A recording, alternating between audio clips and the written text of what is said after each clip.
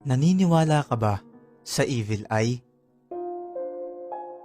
Mga kaibigan, para sa mga hindi nakakaalam, ang evil eye o ang mal de ojo sa Espanyol ay isang paniniwala na nagmula sa kultura ng mga Griego 5,000 taon na ang nakakalipas.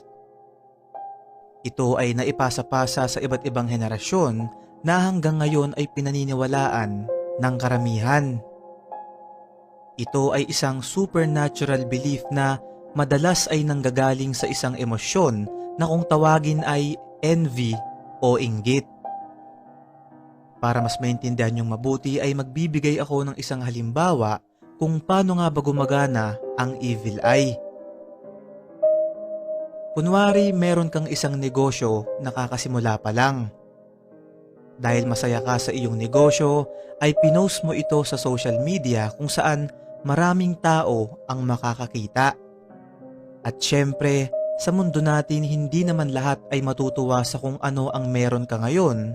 Kaya kapag nakita ng iba yan ay maaari silang makaramdam ng inggit kung saan yung inggit na yon ay magmamanifest bilang isang malas na maaaring makaapekto sa negosyo mo. Ngayon, dahil sa mga evil eye na to na nakakita dun sa post mo, ilang araw lang ang makalipas ay magugulat ka na lang dahil parang nalulugi na ang iyong negosyo. Mga kaibigan, ayon sa pag-aaral ay halos 40% daw ng populasyon ng mundo ay naniniwala sa sumpa na to. Kaya naman upang maiwasan to, ang ginagawa na lang ng iba ay hindi nila masyadong isinasa publiko kung ano ang meron sa kanilang buhay sa takot na mamarkahan sila ng evil eye na to. Kung hindi talaga may iwasan at gusto talaga nilang i-post ang kanilang mga achievements sa buhay, ay nagsusuot na lang sila ng mga amulet at talisman bilang proteksyon laban sa evil eye na ito na di nagtagal ay sinusuot na lang din ng iba bilang pangporma.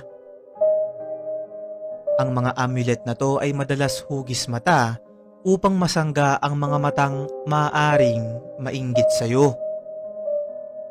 Dalawa sa pinakasikat na evil eye protection ay ang tinatawag na Nazar Amulet at Hamsa na pinauso ng mga Indians, Greeks at Ancient Romans.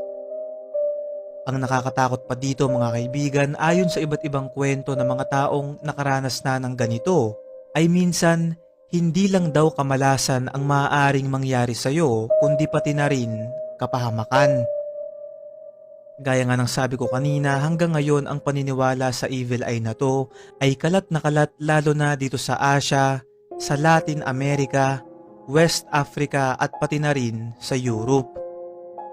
Ito rin ay ilang beses nabanggit sa Biblia, partikular na sa Proverbs chapter 23 at 28.